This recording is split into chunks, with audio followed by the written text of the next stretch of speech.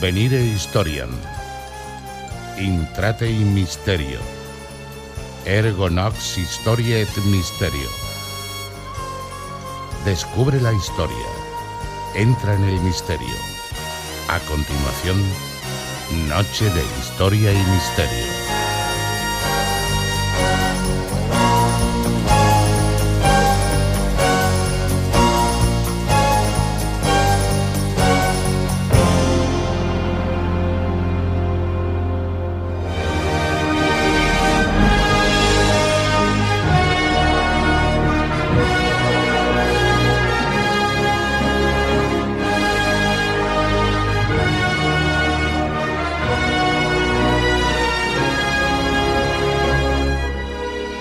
Feliz quien ha atravesado los misterios, pues conoce la fuente y el fin de la vida, la historia oficial y la historia proscrita.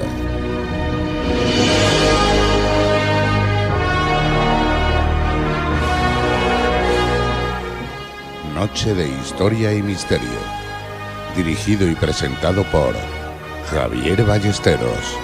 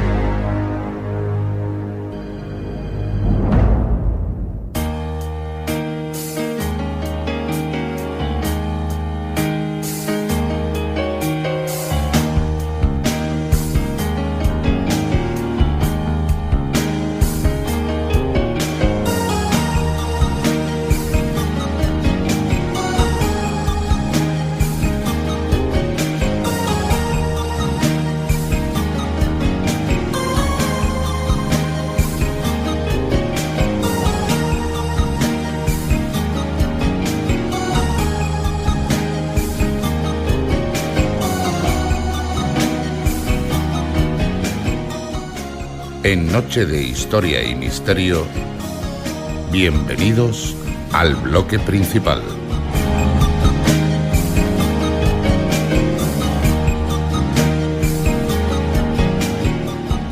Muy buenas noches, sean bienvenidos a una nueva edición del programa de radio, por supuesto también de podcast, Noche de Historia y Misterio. Después de 3 especiales sobre Semana Santa, no 1 ni 2, nosotros vamos a lo grande, 3 programas, y a la buena acogida hacia ellos, nos invita a seguir trabajando por y para nuestra querida audiencia, sin duda la mejor de todas. El futuro es lo que está por venir y ha de suceder con el tiempo, o lo que todavía no es, pero va a ser. Sin duda alguna, el futuro es Noche de Historia y Misterio, un futuro cargado de intenciones y buenos proyectos. Un futuro donde nuestro programa seguirá contando lo mejor de la historia y el misterio. Un futuro que empieza hoy, o mejor dicho, continúa hoy con un programa dedicado a Honoré de Balzac, un gran artista, un literato donde los haya, y una persona que será homenajeado esta noche. Bienvenidos al programa número 576.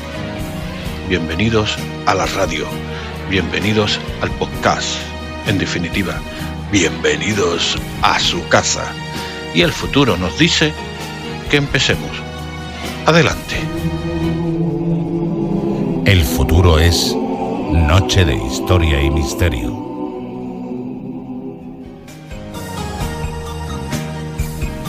Balzac y su debilidad por los médicos y las artes curativas. Extraído de Historia de la Medicina por el doctor Thomas Crohn. El propio título, La comedia humana, que Honoré de Balzac dio a su obra, deja claro que el novelista francés se interesaba por las personas, por sus cualidades, sus debilidades, sus sueños, sus derrotas. Este escritor, que murió relativamente joven y del que se decía que era adicto al café, se ocupaba repetidamente de los médicos, tanto ficticios como reales, como el famoso cirujano Guillaume Duboutin, al que debe su nombre una enfermedad del tejido conjuntivo de la palma de la mano. Balzac, nacido en Tours en 1799 y fallecido en París en 1850, escribió sus novelas en una época de grandes cambios literarios y científicos.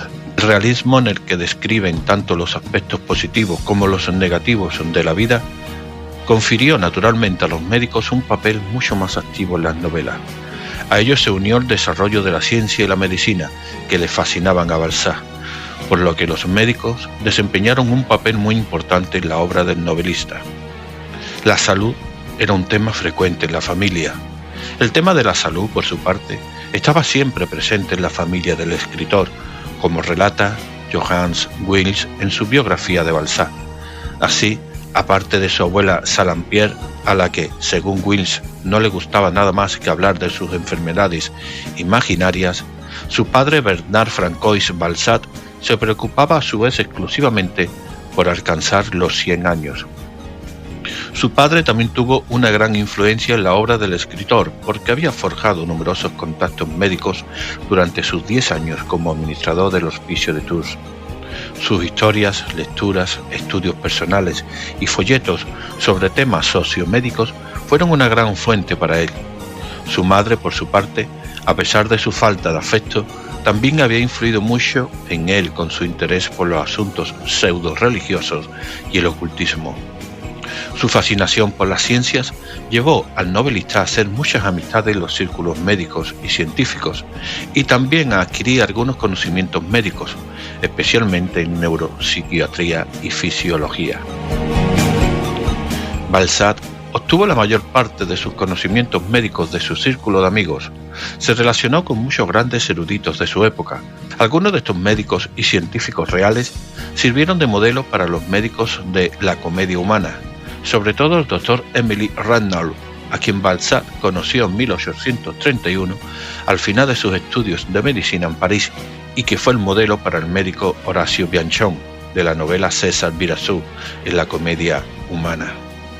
Sin embargo, según el neurólogo francés Dr. Thierry Moulin, el más cercano de Balzac a lo largo de su vida fue el Dr. Jean-Baptiste Nacquart, un fiel amigo y confidente que estuvo presente en la muerte de Balzac. El novelista le dedicó El lirio en el valle. El Dr. Nacquart se interesaba especialmente por la frenología. En 1808 publicó un artículo sobre el tema. Según el Dr. Moulin, la sorprendente presencia de la frenología y la fisonomía en la comedia humana se debe en gran medida a la influencia del Dr. Nacquart, que se inspiró bastante en las teorías del médico y filósofo francés Pierre-Jean-Georges Cabanis sobre la relación entre los aspectos físicos y morales del ser humano. Balzac también estaba apasionado por el magnetismo animal, mesmerismo y el sonambulismo. Estaba obsesionado con estos fenómenos inexplicables, por ello jugaron un papel importante en sus obras. Así, en la novela Ursule Mirouet relata la historia del mesmerismo y describe al doctor Mironet, un llamado swedenborgista, científico, teósofo sueco, Emanuel Swedenborg, como un firme seguidor de las teorías de Frank Anton Mesmer, el fundador de la doctrina del magnetismo animal. Probablemente uno de los médicos más interesantes de la obra de Balzac es el cirujano Desplein. La historia de Desplein se encuentra en la Misa de los Ateos, donde el gran cirujano cuenta su propia historia. Procedía de una familia pobre de provincia y acude a París a finales del siglo XVIII para estudiar medicina. Está a punto de abandonar sus estudios por falta de medios económicos cuando un pobre aguador de Saint-Flour le toma aprecio, le financia los exámenes y los libros, le asegura todos los aspectos materiales de la vida y acaba convirtiéndose en su criado. Gracias a él, Desplein se convierte en médico adjunto en el Hotel Dieu y más tarde en el cirujano, lo que lo hace famoso y le abre las puertas de la Academia de las Ciencias. Balzac describe a Desplein como un genio. Tenía un ojo divino, veía a través del enfermo y de su enfermedad como una intuición natural o adquirida que le permitía captar el diagnóstico privativo del individuo, determinar el momento exacto, la hora, el minuto en que debía realizarse una operación. Desplein es también un experto cirujano ocular y le ayuda a Modeste Mignon a recuperar la vista. Balzac no especifica el diagnóstico de Desplein en esta novela, pero es probable, como explica el doctor Sieur Moulin, que se tratara de una operación de cataratas. Balzac también describe algunos rasgos desagradables del carácter del médico. Por ejemplo, retrata a Desplein como un hombre mezquino, solitario y misántropo, pero ávido de reconocimiento y adicto a la fama. Para Balzac, el ejercicio de la medicina requería un desinterés total. Según el doctor Thierry Molit, el rumor de que Balzac se convirtió en amante de Caroline Marbuty, que también era la amante de Dupuytren, ilustra hasta qué punto el escritor se identificaba con una parte del otro.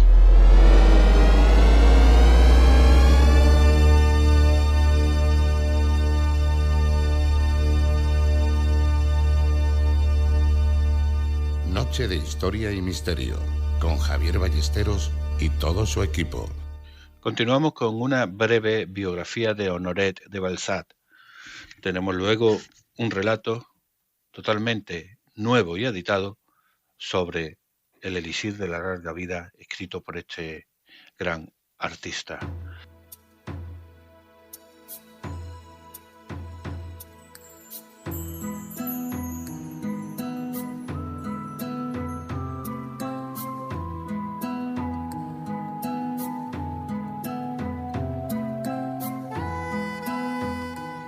En Noche de Historia y Misterio, breves biografías.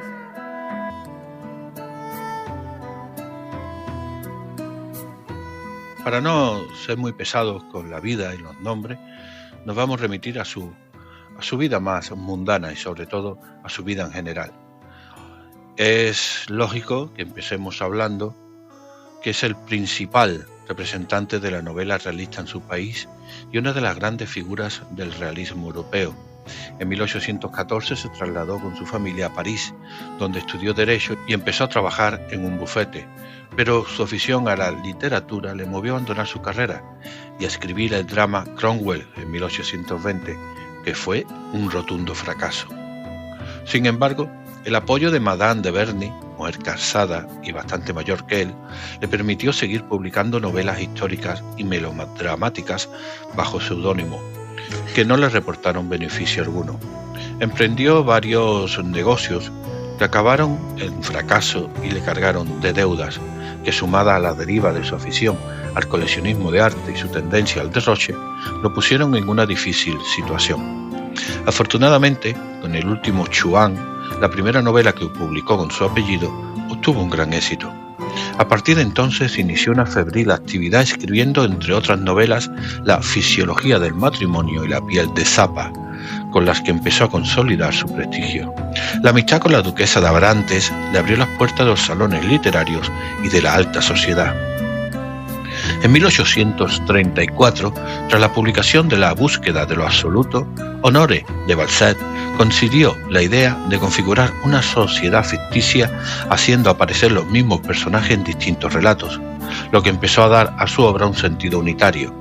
Por entonces inició su intercambio epistolar con la condesa polaca Evelyn Haska, con quien mantuvo una intensa relación, aunque sus encuentros fueron breves hasta la muerte del marido de ella.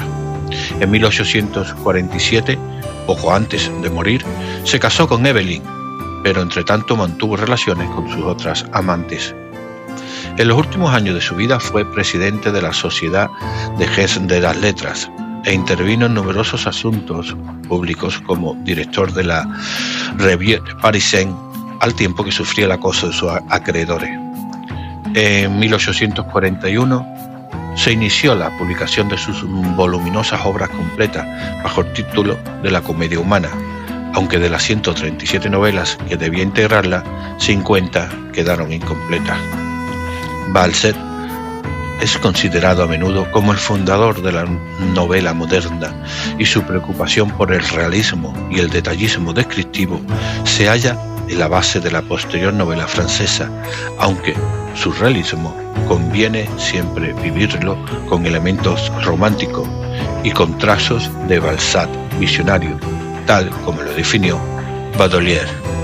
En 1850, tras una serie de problemas económicos, problemas de salud y la prohibición expresa del zar ruso, Balzac contrae matrimonio en Vierchonia, Ucrania, con la condesa Hanska, con la cual se traslada a vivir a una espléndida residencia a las afueras de París. El viaje de regreso empeora la delicada salud del artista, que padecerá graves problemas de salud hasta su muerte 5 meses después.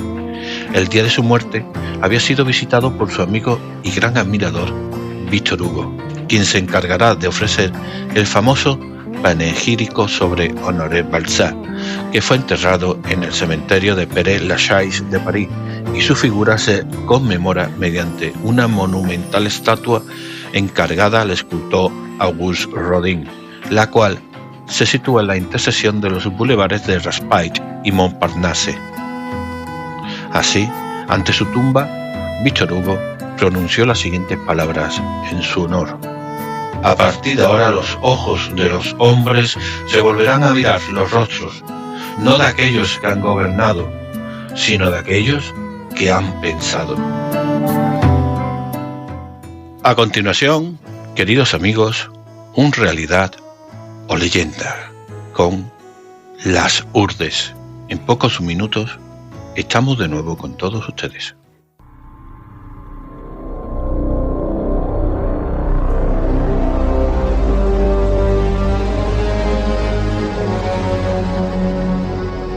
En Noche de Historia y Misterio, realidad o leyenda.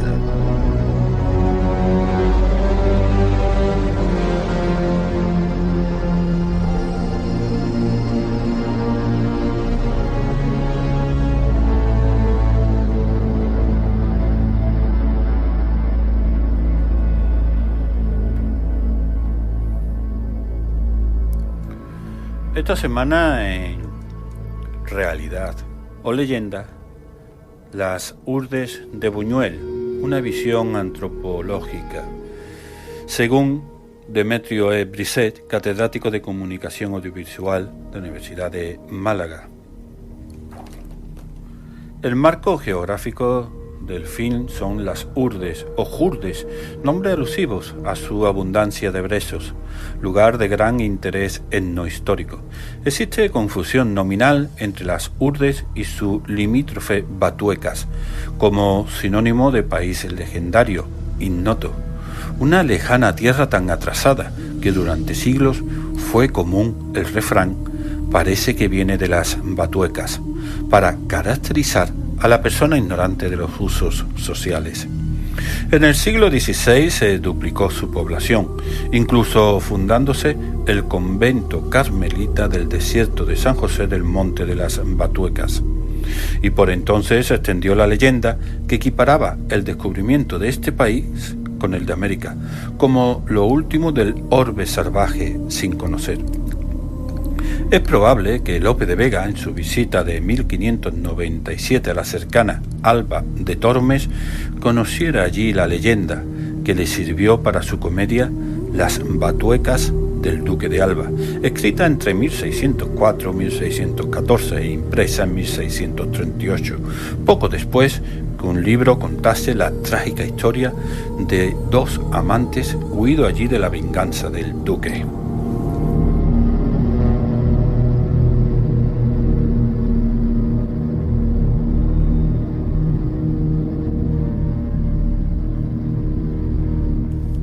En el Catastro de Ensenada, de mediados del siglo XVIII, se dice que entre ellos el pan de trigo es desconocido. En 1845, en el Diccionario Geográfico de Madoz, se describen sus alimentos, tan escasos como nocivos, especificando que apenas se conoce el pan, y el que usan es de centeno o de los mendrugos que recogen pordioseando. Solo cuando están próximos a la muerte se les da pan de trigo. Por entonces su esperanza de vida era muy inferior a los 35 años. En 1890 el geógrafo Bide elabora el primer mapa detallado de la comarca.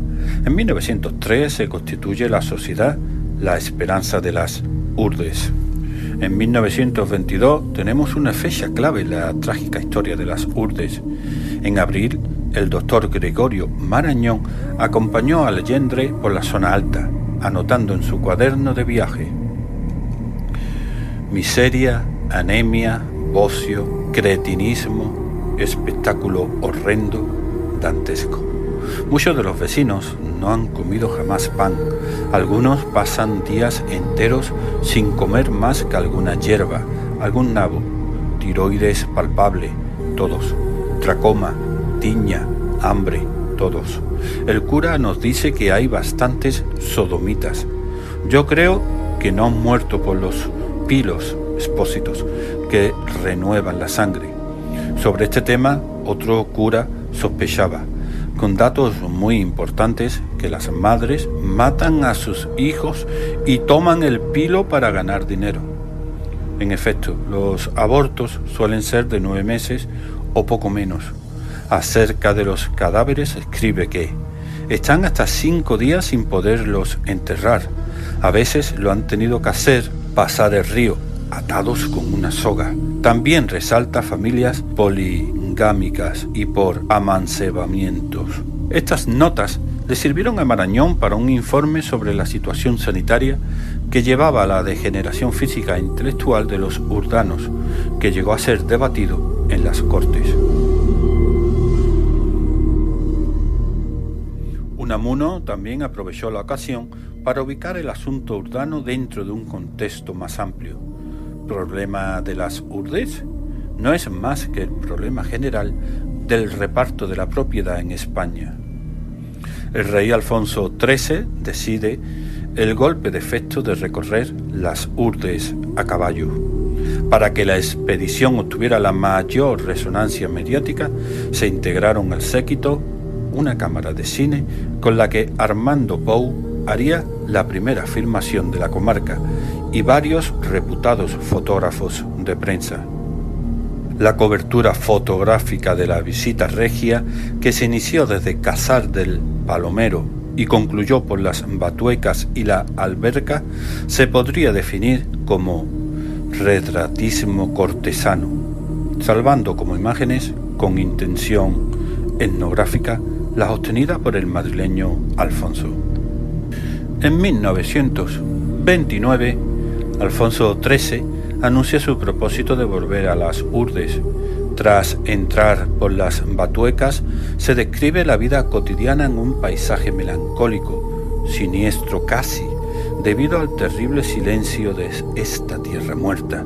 No hay trinos de pájaros, no se escuchan cantares. Resulta revelador este testimonio recogido al llegar de unas lavanderas a las que pretendían fotografiar. No, déjense de retratos, que ya es mucho traernos y llevarnos a los urdanos, ni que fuésemos bichos. Uno de los reportajes es el del pregón en la noche. De pronto, de lo hondo del pueblo, sale un lamento largo, desgarrador, que se extiende por los campos. Nos quedamos inmóviles, sobrecogidos. Se trata del pregón del Cristo, a cargo de una moza de oscuro con una campanilla, que en un gemido ultrahumano pregona: no hay cosa que más despierte que pensar siempre en la muerte. Con esta escena de belleza lúgubre y desgarradora, concluye el artículo firmado por José Darcelu, con fotos de Benítez Casaus. En marzo de 1930 se lleva a cabo el segundo viaje real, aunque esta vez breve y protocolario, para seguir las obras en curso.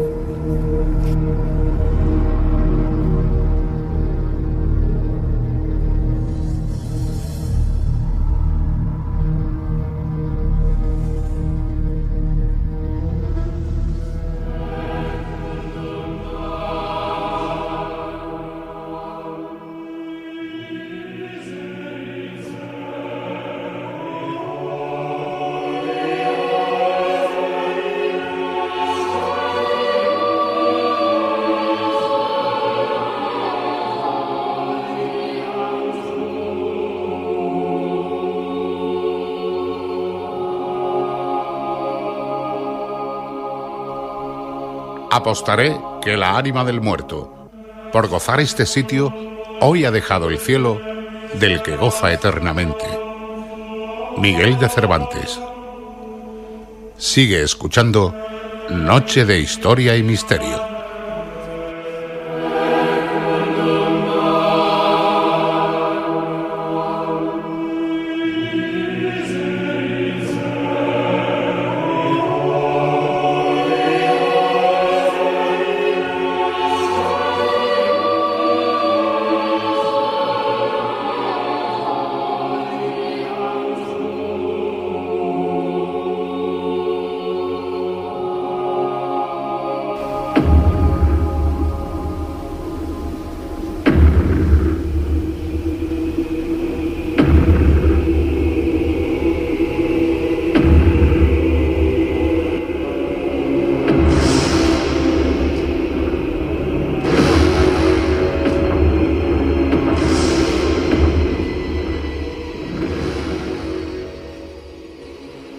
El elixir de larga vida. Un cuento de misterio y terror basado en Don Juan. Cuento de Honoré de Balzac.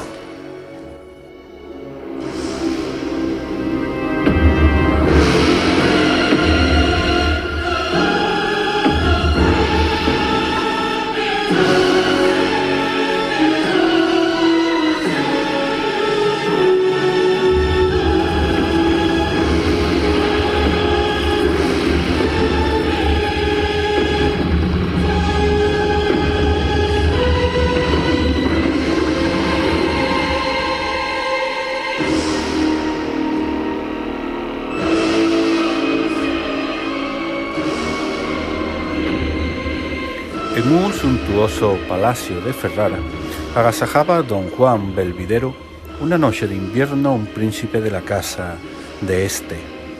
En aquella época, una fiesta era un maravilloso espectáculo de riquezas reales de que solo un gran señor podía disponer. Sentadas en torno a una mesa iluminada con velas perfumadas, conversaban suavemente 7 alegres mujeres, en medio de obras de arte, cuyos blancos mármoles destacaban en las paredes de estuco rojo y contrastaban con las ricas alfombras de Turquía. Vestidas de satén, resplandecientes de oro y cargadas de piedras preciosas que brillaban menos que sus ojos. Todas contaban pasiones enérgicas, pero tan diferentes una de otras como lo eran sus bellezas. No diferían ni en la palabra ni en las ideas, el aire, una mirada, algún gesto, el tono, servían a sus palabras como comentarios libertinos, lascivos, melancólicos o burlones. Una parecía decir: mi belleza sabe reanimar el corazón helado de un hombre viejo. Otra: adoro estar recostada sobre los almohadones pensando con embriaguez en aquellos que me adoran. Una tercera, debutante en aquel tipo de fiestas, parecía ruborizarse. En el fondo de mi corazón siento remordimientos, decía. Soy católica y temo al infierno, pero te amo tanto, tanto, que podría sacrificarte la eternidad. La cuarta, apurando una copa de vino de Quío, exclamaba: ¡viva la alegría! Con cada aurora tomo una nueva existencia. Olvidada del pasado, ebria aún del encuentro de la víspera, agoto todas las noches una vida de felicidad, una vida llena de amor. La mujer, sentada junto a Belvidero, lo miraba con los ojos llameantes, guardaba silencio.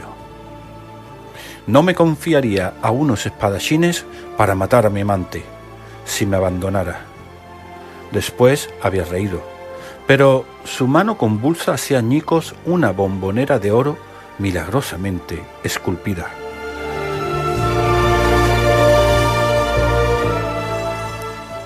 ¿Cuándo serás gran duque?, preguntó la sexta al príncipe, con una expresión de alegría asesina en los dientes y de delirio báquico en los ojos. ¿Y cuándo morirá tu padre?, dijo la séptima, riendo y arrojando su ramillete de flores a don Juan con un gesto ebrio y alocado. Era una inocente jovencita acostumbrada a jugar con las cosas sagradas. «Ah, no me hables de ello», exclamó el joven y hermoso don Juan Belvidero. «Solo hay un Padre eterno en el mundo, y la desgracia ha querido que sea yo quien lo tenga». Las 7 cortesanas de Ferrara, los amigos de don Juan y el mismo príncipe lanzaron un grito de horror. 200 años más tarde, y bajo Luis XV, las gentes de buen gusto hubieran reído ante esta ocurrencia, pero tal vez al comienzo de una orgía las almas tienen aún demasiada lucidez.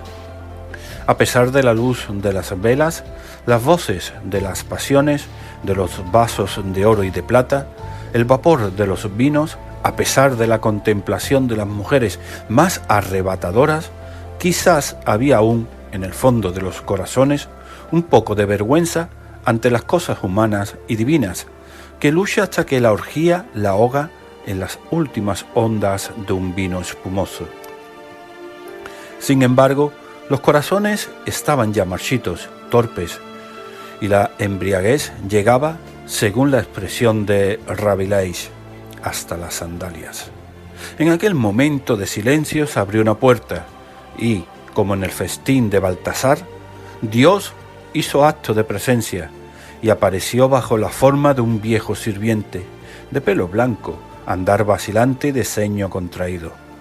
Entró con una expresión triste, con una mirada marchitó las coronas, las copas bermejas, las torres de fruta, el brillo de la fiesta, el púrpura de los rostros sorprendidos y los colores de los cojines arrugados por el blanco brazo de las mujeres. Finalmente, puso un crespón de luto a toda aquella locura, diciendo con voz cavernosa estas sombrías palabras: «Señor, su padre se está muriendo». Don Juan se levantó haciendo a sus invitados un gesto que bien podía traducirse por un «Lo siento, esto no pasa todos los días». ¿Acaso la muerte de un padre no sorprende a menudo a los jóvenes en medio de los esplendores de la vida, en el seno de las locas ideas de una orgía? La muerte es tan repentina en sus caprichos como lo es una cortesana en sus desdenes, pero más fiel, pues nunca engañó a nadie. Cuando don Juan cerró la puerta de la sala y enfiló una larga galería tan fría como oscura, se esforzó por adoptar una actitud teatral, pues, al pensar en su papel de hijo, había arrojado su alegría junto con su servilleta. La noche era negra. El silencioso sirviente que conducía al joven hacia la cámara mortuoria alumbraba bastante mal a su amo, de modo que la muerte, ayudada por el frío, el silencio, la oscuridad y quizás por la embriaguez, pudo deslizar algunas reflexiones en el alma de este hombre disipado. Examinó su vida y se quedó pensativo, como un procesado que se dirige al tribunal. Bartolomé Belvidero, padre de don Juan, era un anciano nonagenario que había pasado la mayor parte de su vida dedicado al comercio.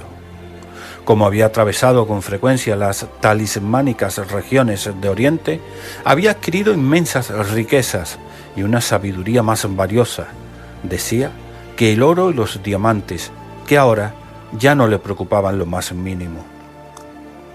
«Prefiero un diente a un rubí y el poder al saber», exclamaba a veces sonriendo. Aquel padre bondadoso gustaba de oír contar a don Juan alguna locura de su juventud y decía en tono jovial, prodigando-le el oro: «Querido hijo, haz solo tonterías que te diviertan». Era el único anciano que se complacía en ver a un hombre joven. El amor paterno engañaba a su avanzada edad en la contemplación de una vida tan brillante. A la edad de 60 años, Belvidero se había enamorado de un ángel de paz y de belleza. Don Juan había sido el único fruto de este amor tardío y pasajero. Desde hacía 15 años, este hombre lamentaba la pérdida de su amada Juana. Sus numerosos sirvientes y también su hijo atribuyeron a este dolor de anciano las extrañas costumbres que adoptó. Confinado en el ala más incómoda de su palacio, salía raramente y ni el mismo don Juan podía entrar en las habitaciones de su padre sin haber obtenido permiso. Si aquel anacoreta voluntario iba y venía por el palacio o por las calles de Ferrara, parecía buscar alguna cosa que le faltase. Caminaba soñador, indeciso, preocupado como un hombre en conflicto con una idea o un recuerdo. Mientras el joven daba fiestas suntuosas y el palacio retumbaba con el estallido de su alegría, los caballos resoplaban en el patio y los pajes discutían jugando los dados en las gradas. Bartolomé comía 7 onzas de pan al día y bebía agua. Si tomaba algo de carne, era para darle los huesos a un perro de aguas, su fiel compañero. Jamás se quejaba del ruido. Durante su enfermedad, si el sonido del cuerno de caza y los ladridos de los perros le sorprendían, se limitaba a decir: «¡Ah, es don Juan que vuelve!». Nunca hubo en la tierra un padre tan indulgente.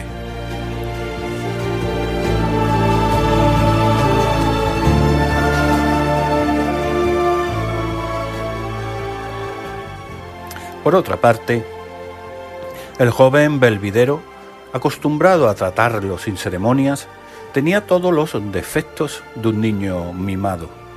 Vivía con Bartolomé como vive una cortesana caprichosa con un viejo amante, disculpando sus impertinencias con una sonrisa, vendiendo su buen amor y dejándose querer, reconstruyendo con un solo pensamiento el cuadro de sus años jóvenes. Don Juan se dio cuenta de que le sería difícil echar en falta la bondad de su padre, y sintiendo nacer remordimientos en el fondo de su corazón mientras atravesaba la galería, estuvo próximo a perdonar a Belvidero por haber vivido tanto tiempo. Le venían sentimientos de piedad filial del mismo modo que un ladrón se convierte en un hombre honrado por el posible goce de 1.000.000 bien robado. Cruzó pronto las altas y frías salas que constituían los aposentos de su padre. Tras haber sentido los efectos de una atmósfera húmeda, respirando el aire denso, el rancio olor que exhalaban viejas tapicerías y armarios cubiertos de polvo, se encontró en la antigua habitación del anciano ante un lecho nausebundo junto a una chimenea casi apagada. Una lámpara, situada sobre una mesa de forma gótica, arrojaba sobre el lecho, en intervalos desiguales, capas de luz más o menos intensas, mostrando de este modo el rostro del anciano siempre bajo un aspecto diferente.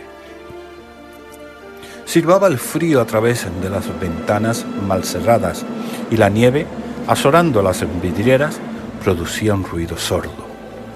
Aquella escena contrastaba de tal modo con la que don Juan acababa de abandonar, que no pudo evitar un estremecimiento. Después tuvo frío, cuando al acercarse al lecho, un violento resplandor empujado por un golpe de viento iluminó la cabeza de su padre. Sus rasgos estaban descompuestos. La piel pegada a los huesos tenía tintes verdosos que la blancura de la almohada sobre la que reposaba el anciano hacía aún más horribles.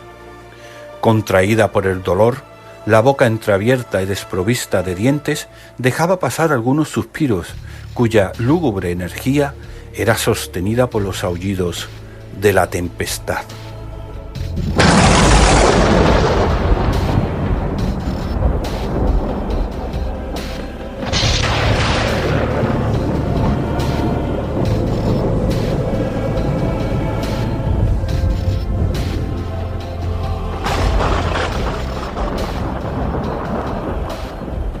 A pesar de tales signos de destrucción, brillaba en aquella cabeza un increíble carácter de poder, un espíritu superior que combatía la muerte. Los ojos, hundidos por la enfermedad, guardaban una singular fijeza. Parecía que Bartolomé buscaba con su mirada moribunda a un enemigo sentado al pie de su cama para matarlo. Aquella mirada, fija y fría, era más escalofriante por cuanto que la cabeza permanecía en una inmovilidad semejante a la de los cráneos situados sobre la mesa de los médicos. Su cuerpo, dibujado por completo por las sábanas del lecho, permitía ver que los miembros del anciano guardaban la misma rigidez. Todo estaba muerto, menos los ojos. Los sonidos que salían de su boca tenían también algo de mecánico.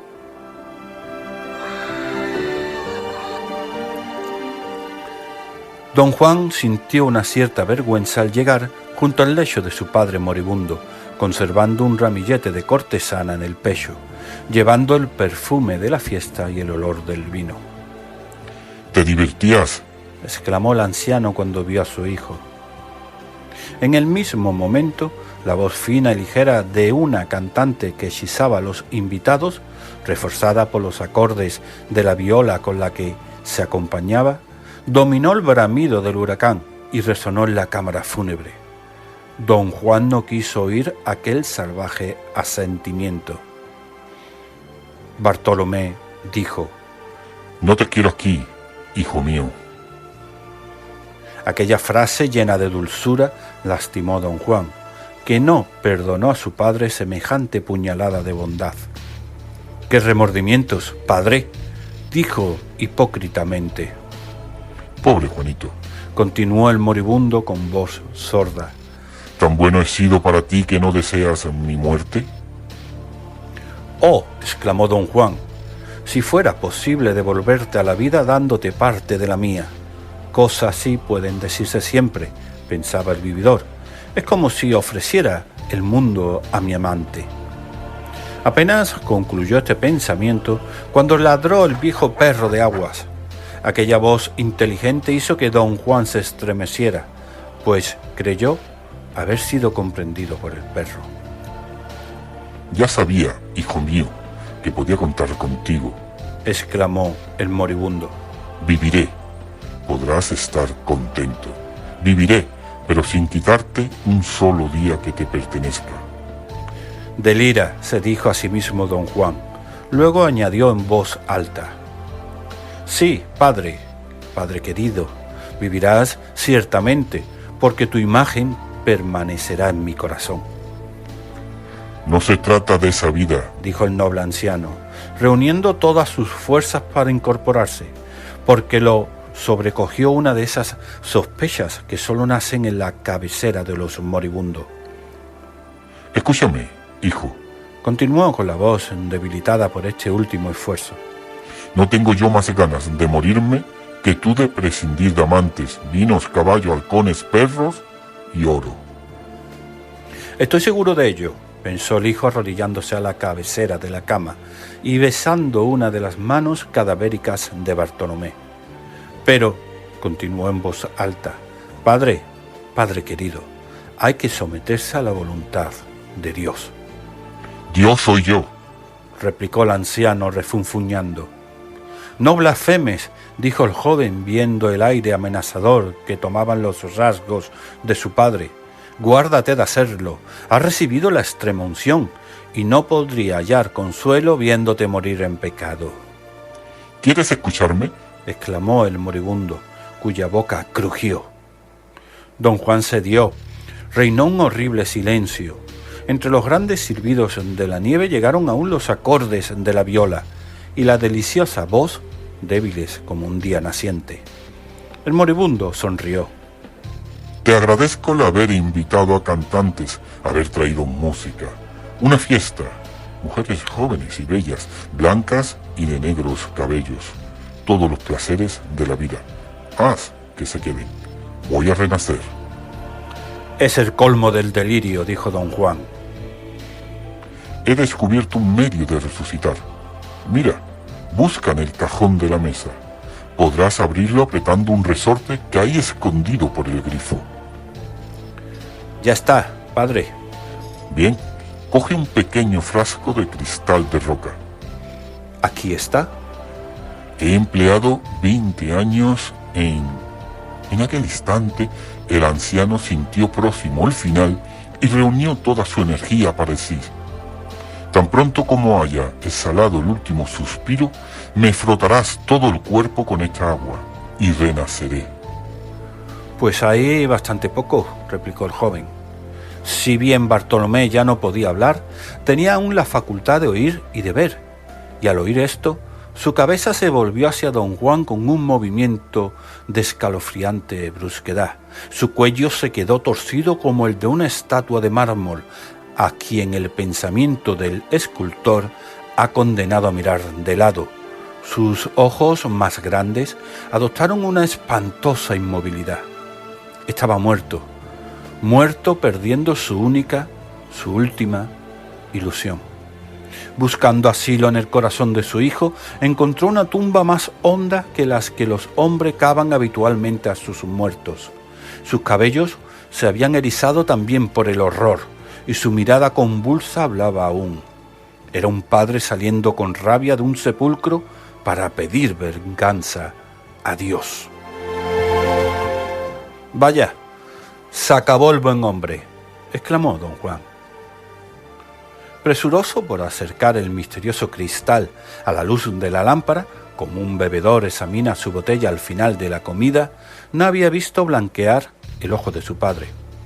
El perro contemplaba con la boca abierta alternativamente a su amo muerto, y el elixir del mismo modo que don Juan miraba, ora a su padre, ora al frasco. La lámpara arrojaba ráfagas ondulantes. El silencio era profundo. La viola había enmudecido. Belvidero se estremeció creyendo ver moverse a su padre.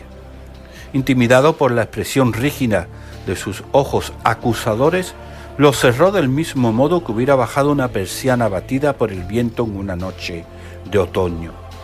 Permaneció de pie, inmóvil, perdido en un mundo de pensamientos. De repente, un ruido agrio, semejante al grito de un resorte oxidado, rompió el silencio. Don Juan, sorprendido, estuvo a punto de dejar caer el frasco. De sus poros brotó un sudor más frío que el acero de un puñal. Un gallo de madera pintada surgió de lo alto de un reloj de pared y cantó 3 veces. Era una de esas máquinas ingeniosas, con la ayuda de las cuales se hacían despertar para sus trabajos a una hora fija los sabios de la época. El alba enrojecía ya las ventanas. Don Juan había pasado 10 horas reflexionando. El viejo reloj de pared era más fiel a su servicio que él en el cumplimiento de sus deberes hacia Bartolomé. Aquel mecanismo estaba hecho de madera, poleas, cuerdas y engranajes, mientras que don Juan poseía uno particular al hombre, llamado corazón. Para no arriesgarse a perder el misterioso licor, el escéptico don Juan volvió a colocarlo en el cajón de la mesita gótica. En tan solemne momento oyó un tumulto sordo en la galería.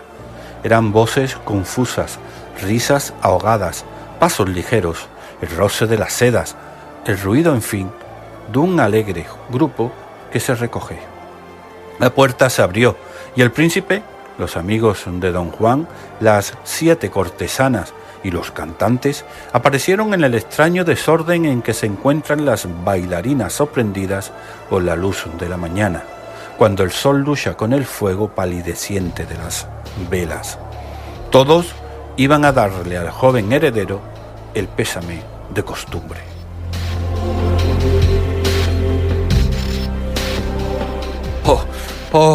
¿Se habrá tomado el pobre don Juan esta muerte en serio?, dijo el príncipe al oído de la brambilla. Su padre era un buen hombre, le respondió ella.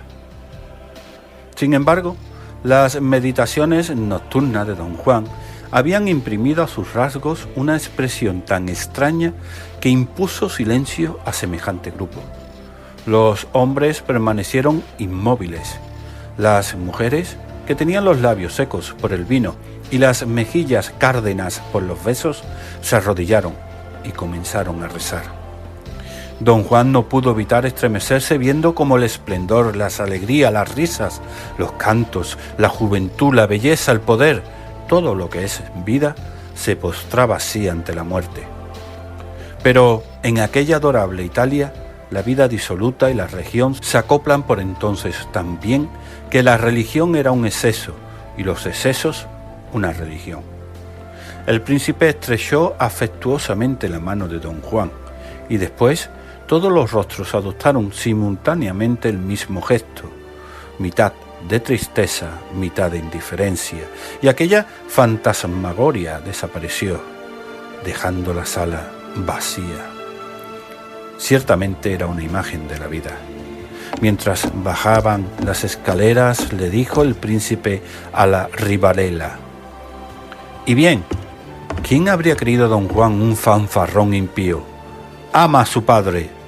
¿Se han fijado en el perro negro?», preguntó la Brambilla. «Ya es inmensamente rico», dijo suspirando Blanca Cavatolino. «¿Y eso qué importa?», exclamó la orgullosa baronesa, aquella que había roto la bombonera. «¿Cómo que importa?», exclamó el duque. «Con sus escudos, él es tan príncipe como yo». Don Juan, en un principio asediado por 1000 pensamientos, dudaba ante varias decisiones. Después de haber examinado el tesoro amasado por su padre, volvió a la cámara mortuoria con el alma llena de un tremendo egoísmo. Encontró allí a toda la servidumbre ocupada en adornar el lecho fúnebre en el cual iba a ser expuesto al día siguiente el difunto señor, en medio de una soberbia capilla ardiente, curioso espectáculo que toda Ferrara vendría a admirar. Don Juan hizo un gesto y sus gentes se detuvieron, sobrecogidos, temblorosos. «Déjenme solo aquí», dijo con voz alterada, «y no entren hasta que yo salga». Cuando los pasos del anciano sirviente que salió el último solo sonaron débilmente en las losas, cerró don Juan precipitadamente la puerta y, seguro de su soledad, exclamó: «Veamos». Sigue escuchando Noche de Historia y Misterio.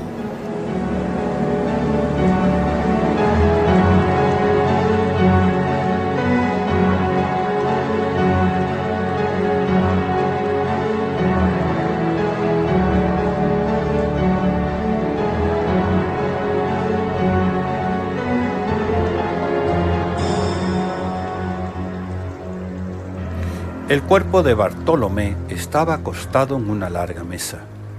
Con el fin de evitar a los ojos de todos el horrible espectáculo de un cadáver al que una decrepitud extrema y la debilidad asemejaban a un esqueleto, los embalsamadores habían colocado una sábana sobre el cuerpo, envolviéndole todo menos la cabeza. Aquella especie de momia yacía en el centro de la habitación, y la sábana, amplia, dibujaba vagamente las formas, aún así duras, rígidas y heladas. El rostro tenía ya amplias marcas en violeta que mostraban la necesidad de terminar el embalsamamiento. A pesar del escepticismo que lo acompañaba, don Juan tembló al destapar el mágico frasco de cristal. Cuando se acercó a la cabecera, un temblor estuvo a punto de obligarlo a detenerse. Pero aquel joven había sido sabiamente corrompido, desde muy pronto, por las costumbres de una corte disoluta. Un pensamiento digno del duque de Urbino le otorgó el valor que aguijoneaba su viva curiosidad. Pareció como si el diablo le hubiera susurrado estas palabras que resonaron en su corazón: «Impregna un ojo». Tomó un baño y, después de haberlo empapado con parsimonia en el precioso licor, lo pasó lentamente sobre el párpado derecho del cadáver. El ojo se abrió.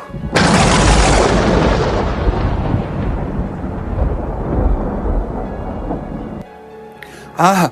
«¡Ah!», dijo don Juan apretando el frasco en su mano como se agarra en sueños la rama de la que colgamos sobre un precipicio.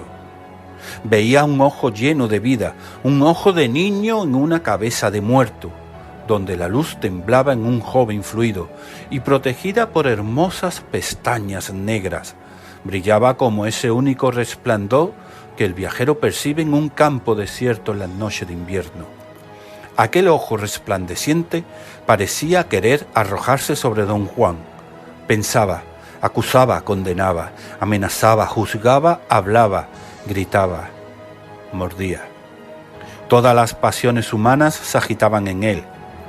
Eran las más tiernas súplicas, la cólera de un rey. Luego, el amor de una joven pidiendo gracia a sus verdugos. La mirada que lanza un hombre a los hombres al subir el último escalón del patíbulo. Tanta vida estalla en aquel fragmento de vida que don Juan retrocedió espantado. Paseó por la habitación sin atreverse a mirar aquel ojo, que veía de nuevo en el suelo, en los tapices. La estancia estaba sembrada de puntos llenos de fuego, de vida, de inteligencia. Por todas partes brillaban ojos que ladraban a su alrededor. «Bien podría haber vivido 100 años», exclamó sin querer cuando, llevado ante su padre por una fuerza diabólica, contemplaba aquella chispa luminosa. De repente, aquel párpado inteligente se cerró y volvió a abrirse bruscamente, como el de una mujer que consiente.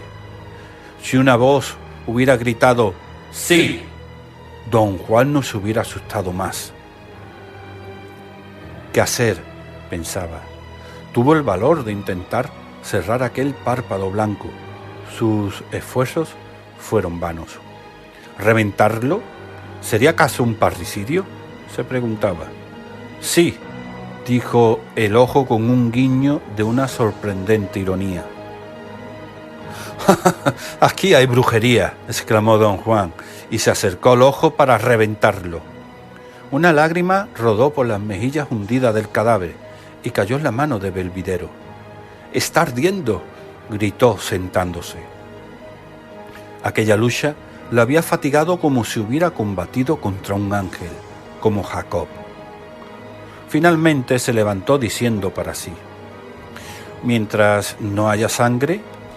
Luego, reuniendo todo el valor necesario para ser cobarde, reventó el ojo aplastándolo con un paño, pero sin mirar. Un gemido inesperado pero terrible se hizo oír. El pobre perro de aguas expiró aullando. ¿Sabría él el secreto?, se preguntó don Juan mirando al fiel animal.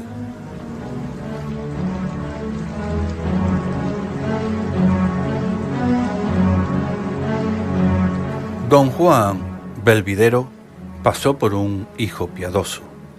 Levantó sobre la tumba de su padre un monumento y confió la realización de las figuras a los artistas más célebres de su tiempo. Solo estuvo completamente tranquilo el día en que la estatua paterna, arrodillada ante la religión, impuso su enorme peso sobre aquella fosa, en el fondo de la cual enterró el único remordimiento que hubiera rozado su corazón en los momentos de cansancio físico. Haciendo inventario de las inmensas riquezas amasadas por el viejo orientalista, don Juan se hizo avaro. ¿Acaso no tenía 2 vidas humanas para proveer de dinero? Su mirada, profunda y escrutadora, penetró en el principio de la vida social y abrazó mejor al mundo, puesto que lo veía a través de una tumba.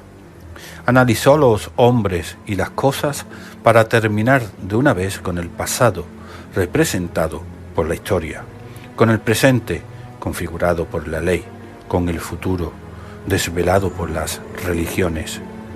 Tomó el alma y la materia, las arrojó a un crisol, no encontró nada, y desde entonces se convirtió en don Juan.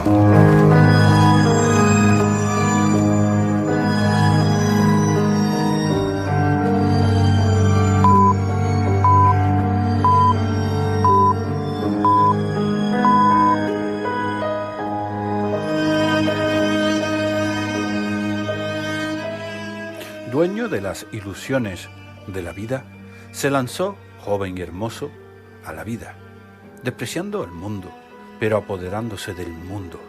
Su felicidad no podía ser una felicidad burguesa que se alimenta con un hervido diario, con un agradable calentador de cama en invierno, una lámpara de noche y unas pantuflas nuevas cada trimestre. No, se asió a la existencia como un mono que coge una nuez y sin entretenerse largo tiempo, despoja sabiamente las envolturas del fruto para degustar la sabrosa pulpa. La poesía y los sublimes arrebatos de la pasión humana no le interesaban. No cometió el error de otros hombres poderosos que, imaginando que las almas pequeñas creen en las grandes almas, se dedican a intercambiar los más altos pensamientos del futuro con la moneda de nuestras ideas vitalicias.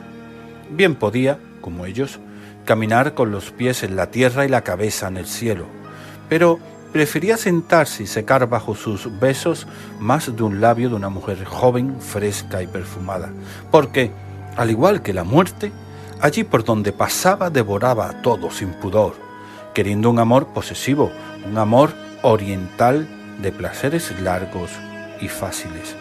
Amando solo a las mujeres, en las mujeres, hizo de la ironía un cariz natural de su alma. Sigue escuchando Noche de Historia y Misterio con Javier Ballesteros y Aurora Mateo.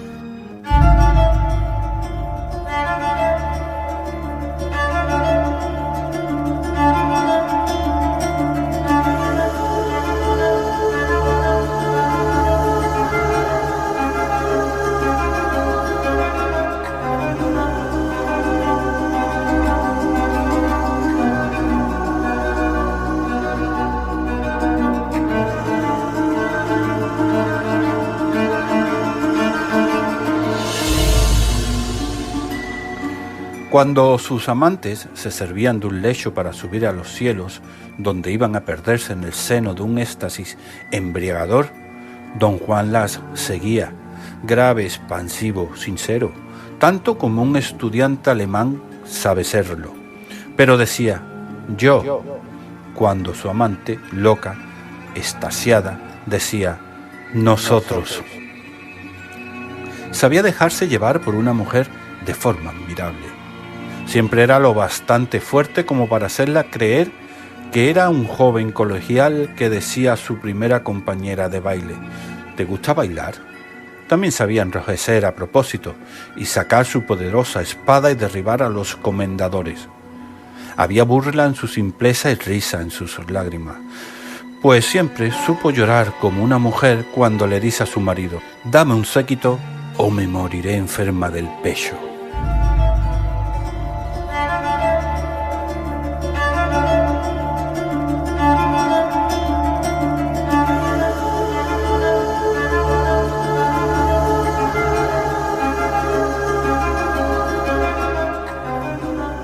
Para los negociantes, el mundo es un fardo o una mesa de billetes en circulación. Para la mayoría de los jóvenes es una mujer. Para algunas mujeres es un hombre. Para ciertos espíritus es un salón, una camarilla, un barrio, una ciudad. Para don Juan, el universo era él. Modelo de gracia y de belleza, con un espíritu seductor, amarró su barca en todas las orillas, pero, haciéndose llevar, solo iba allí donde quería ser llevado. Cuanto más vivió, más dudó. Examinando a los hombres, adivinó con frecuencia que el valor era temeridad, la prudencia, cobardía, la generosidad, finura, la justicia, un crimen, la delicadeza, una necedad, la honestidad, organización, y gracias a una fatalidad singular, se dio cuenta de que las gentes honestas, delicadas, justas, generosas, prudentes y valerosas no tenían ninguna consideración entre los hombres. ¡Qué broma tan absurda!, se dijo. No procede de un dios. Y entonces, renunciando a un mundo mejor, jamás se descubrió al oír pronunciar un nombre y consideró a los santos de piedra de la iglesia como obras de arte.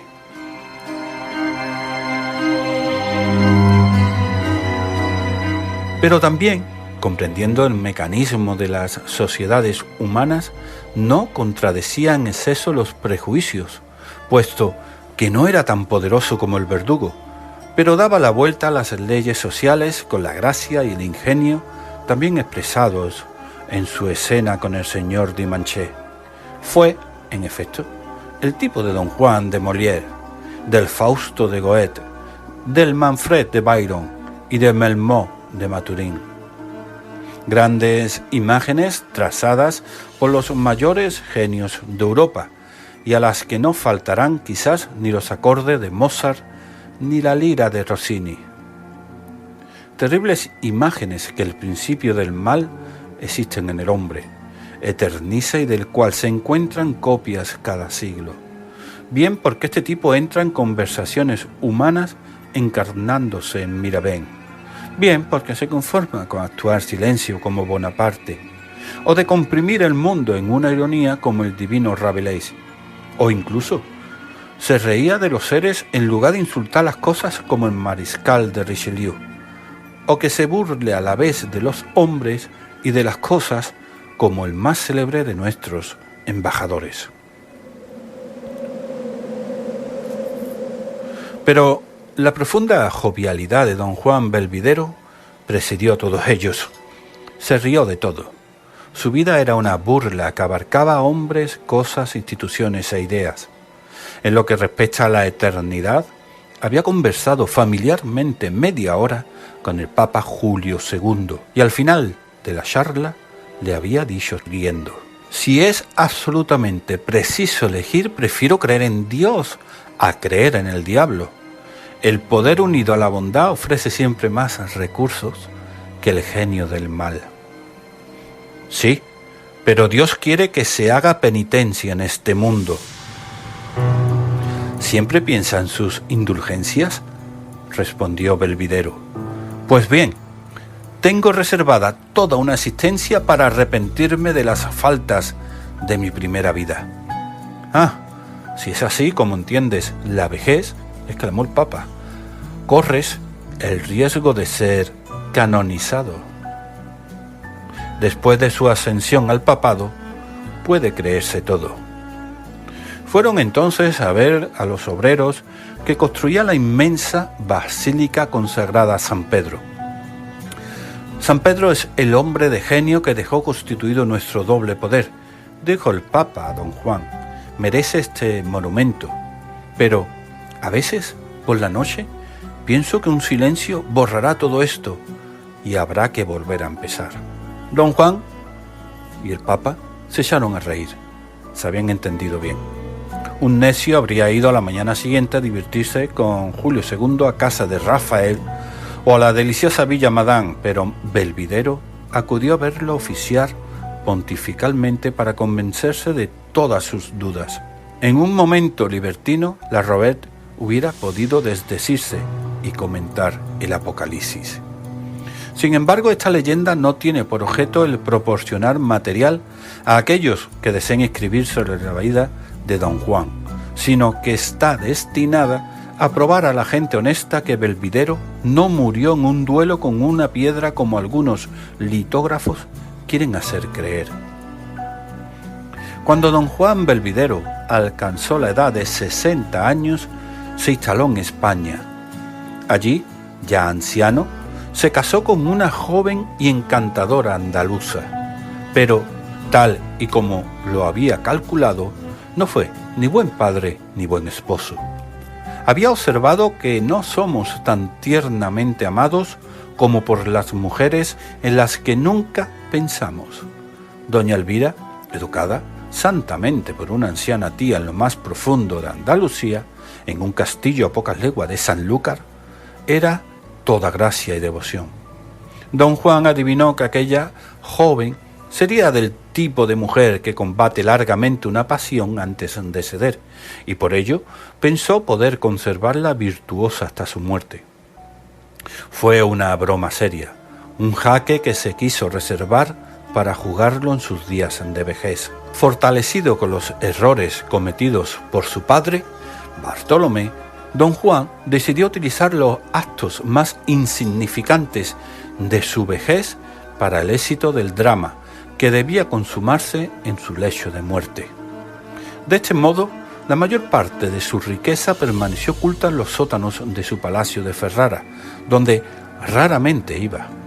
Con la otra mitad de su fortuna estableció una renta vitalicia para que le produjera intereses durante su vida, la de su mujer y la de sus hijos, astucia que su padre debiera haber practicado. Pero semejante maquiavélica especulación no le fue muy necesaria.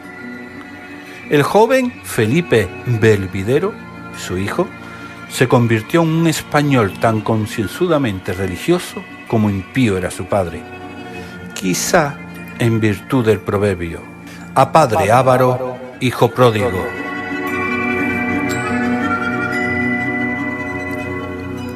El abad de Sanlúcar fue elegido por don Juan para dirigir la conciencia de la duquesa de Belvidero y de Felipe. Aquel eclesiástico era un hombre santo, admirablemente bien proporcionado, alto, de bellos ojos negros y una cabeza al estilo de Tiberio, cansada por el ayuno, blanca por la mortificación y diariamente tentada como son tentados todos los solitarios. Quizá esperaba el anciano señor matar a algún monje antes de terminar su primer siglo de vida, pero bien porque el abad fuera tan fuerte como podía serlo el mismo don Juan, bien porque doña Elvira tuviera más prudencia o virtud de la que España le otorga a las mujeres. Don Juan fue obligado a pasar sus últimos días como un viejo cura rural, sin escándalos en su casa. A veces sentía placer si encontraba a su mujer o a su hijo faltando a sus deberes religiosos y les exigía realizar todas las obligaciones impuestas a los fieles por el Tribunal de Roma. En fin, nunca se sentía tan feliz como cuando oía al galante abad de Sanlúcar, a doña Elvira y a Felipe discutir sobre un caso de conciencia. Sin embargo, a pesar de los cuidados que don Juan Belvidero prodigiaba a su persona, llegaron los días de decrepitud. Con la edad del dolor llegaron los gritos de impotencia, gritos tanto más desgarradores cuanto más ricos eran los recuerdos de su ardiente juventud y de su voluptuosa madurez. Aquel hombre, cuyo grado más alto de burla era inducir a los otros a creer en las leyes y principios de los que él se mofaba, se dormía por las noches pensando en un quizás. Aquel modelo de elegancia, aquel duque, vigoroso en las orgías, soberbio en la corte, gentil para con las mujeres cuyos corazones había retorcido como un campesino retuerce una vara de mimbre. Aquel hombre ingenio tenía una pituita pertinaz, una molesta ciática y una gota brutal. Veía como sus dientes lo abandonaban, al igual que se van una a una las más engalanadas, dejando el salón desierto.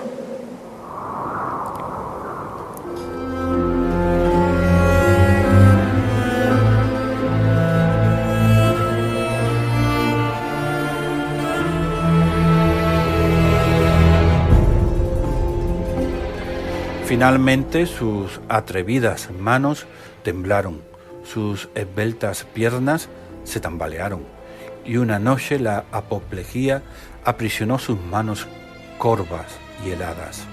Desde aquel fatal día se volvió taciturno y duro. Acusaba la dedicación de su mujer y de su hijo, pretendiendo en ocasiones que sus emotivos cuidados y delicadezas le eran así prodigados porque había puesto su fortuna en rentas vitalicias. Elvira y Felipe derramaban entonces lágrimas amargas y doblaban sus caricias al malicioso viejo, cuya voz cascada se volvía afectuosa para decirles: queridos míos, querida esposa, ¿Me perdonan? ¿Verdad? Los atormentó un poco. ¡Ay, gran Dios! ¿Cómo te sirves de mí para poner a prueba estas dos celestes criaturas? Yo, que debiera ser su alegría, soy su calamidad. De este modo, los encadenó a la cabecera de su cama, haciéndoles olvidar meses enteros de impaciencia y crueldad por una hora en que les prodigaba los tesoros, siempre nuevos, de su gracia y de una falsa ternura. Paternal sistema que resultó infinitamente mejor que el que su padre había utilizado en otros tiempos para con él.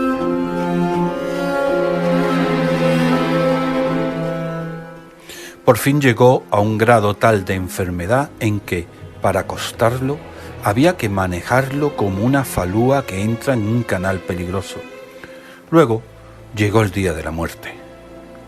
Aquel brillante y escéptico personaje, de quien solo el entendimiento sobrevivía a la más espantosa de las destrucciones, se vio entre un médico y un confesor, los dos seres que le eran más antipáticos. Pero estuvo jovial con ellos. ¿Acaso no había para él una luz brillante tras el velo del porvenir? Sobre aquella tela, para unos de plomo, diáfana para él, jugaban como sombras las arrebatadoras delicias de la juventud. Era una hermosa tarde cuando don Juan sintió la proximidad de la muerte. El cielo de España era de una pureza admirable. Los naranjos perfumaban el aire. Las estrellas destilaban luces vivas y frescas. Parecía que la naturaleza le daba pruebas ciertas de su resurrección. Un hijo piadoso y obediente lo contempla con amor y respeto. Hacia las 11 quiso quedarse solo con aquel cándido ser. Felipe, le dijo con una voz tan tierna y afectuosa que hizo estremecerse y llorar de felicidad al joven. Jamás había pronunciado así Felipe. Aquel padre era inflexible. Escúchame, hijo mío, continuó el moribundo. Soy un gran pecador. Durante mi vida también he pensado en mi muerte. En otro tiempo fui amigo del gran Papa Julio II. El ilustre pontífice temió que la excesiva exaltación de mis sentidos me hiciese cometer algún pecado mortal entre el momento de expirar y de recibir los santos óleos. Me regaló un frasco con el agua bendita que emana entre las rocas en el desierto. He mantenido el secreto de este despilfarro del tesoro de la Iglesia, pero estoy autorizado a revelar el misterio a mi hijo, in articulo mortis. Encontrarás el frasco en el cajón de una mesa gótica que siempre ha estado en la cabecera de mi cama. El precioso cristal podrá servirte aún, querido Felipe. Júrame, por tu salvación eterna, que ejecutarás puntualmente mis órdenes. Felipe miró a su padre. Don Juan conocía demasiado la expresión de los sentimientos humanos como para no morir en paz bajo el testimonio de aquella mirada, como su padre había muerto en la desesperanza de su propia mirada. Tú merecías otro padre, continuó don Juan. Me atrevo a confesarte, hijo mío, que en el momento en que el venerable abad de Sanlúcar me administraba el viático, pensaba en las incompatibilidades de los dos poderes, el del diablo y el de Dios. ¡Oh, Padre! Y me decía a mí mismo que, cuando Satán haga su paz, tendrá que acordar el perdón de sus partidarios, para no ser un gran miserable. Esta idea me persigue. Iré, pues, al infierno, hijo mío, si no cumples mi voluntad. ¡Oh, dímelo pronto, padre! Tan pronto como haya cerrado los ojos, continuó don Juan, unos minutos después cogerás mi cuerpo, aún caliente, y lo extenderás sobre una mesa en medio de la habitación. Después apagarás la luz. El resplandor de las estrellas deberá ser suficiente. Me despojarás de mis ropas, rezarás Padre Nuestros y Ave Marías, elevando tu alma a Dios, y humedecerás cuidadosamente con esta agua santa mis ojos, mis labios, toda mi cabeza primero y luego sucesivamente los miembros y el cuerpo. Pero, hijo mío, el poder de Dios es tan grande que no deberás asombrarte de nada. Entonces don Juan, que sintió llegar la muerte, añadió con voz terrible: «Coge bien el frasco», y expiró dulcemente en los brazos de su hijo, cuyas abundantes lágrimas bañaron su rostro irónico y pálido.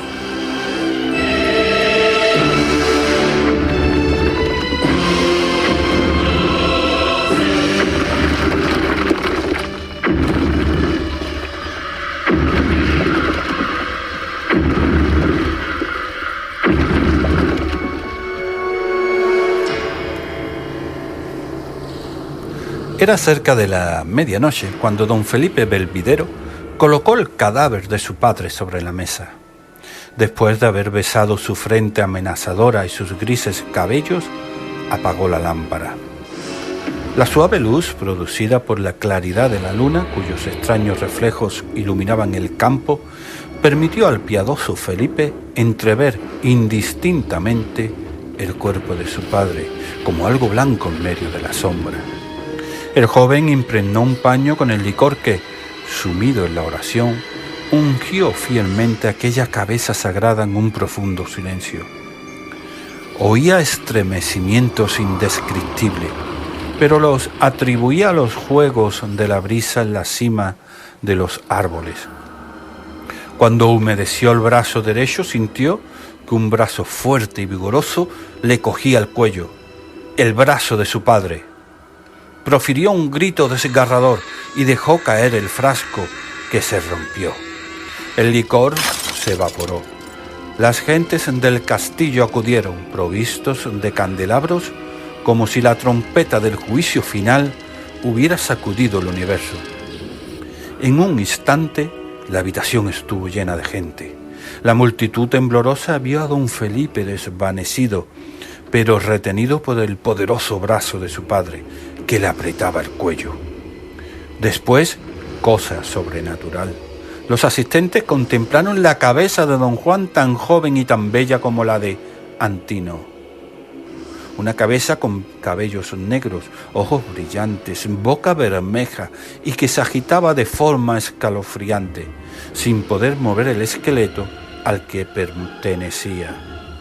Un anciano servidor gritó: ¡Milagro! Y todos los españoles repitieron: ¡Milagro!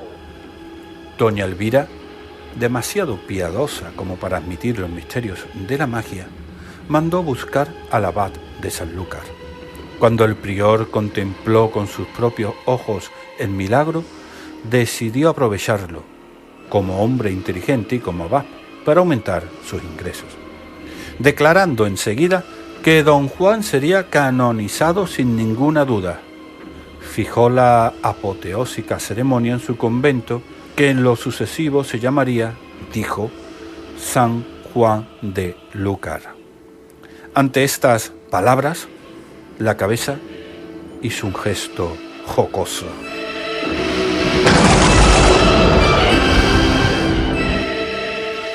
El gusto de los españoles por este tipo de solemnidades es tan conocido que no resultan difíciles de creer las hechicerías religiosas con que el abad de Sanlúcar celebró el traslado del bienaventurado don Juan Belvidero a su iglesia. Días después de la muerte del ilustre noble, el milagro de su imperfecta resurrección era tan comentado de un pueblo a otro en un radio de más de 50 leguas alrededor de Sanlúcar, que resultaba cómico ver a los curiosos en los caminos. Vinieron de todas partes, engolosinados por un Te Deum con antorchas. La antigua mezquita del convento de Sanlúcar, una maravillosa edificación construida por los moros, cuyas bóvedas escuchaban desde hacía 3 siglos el nombre de Jesucristo sustituyendo al de Alá, no pudo contener a la multitud que acudía a ver la ceremonia. Apretados como hormigas, los hidalgos, con capas de terciopelo y armados con sus espadas, estaban de pie alrededor de las columnas, sin encontrar sitio para doblar sus rodillas, que sólo se doblaban allí. Encantadoras campesinas, cuyas basquiñas dibujaban las amorosas formas, daban su brazo a ancianos de blancos cabellos. Jóvenes con ojos de fuego se encontraban junto a ancianas mujeres adornadas.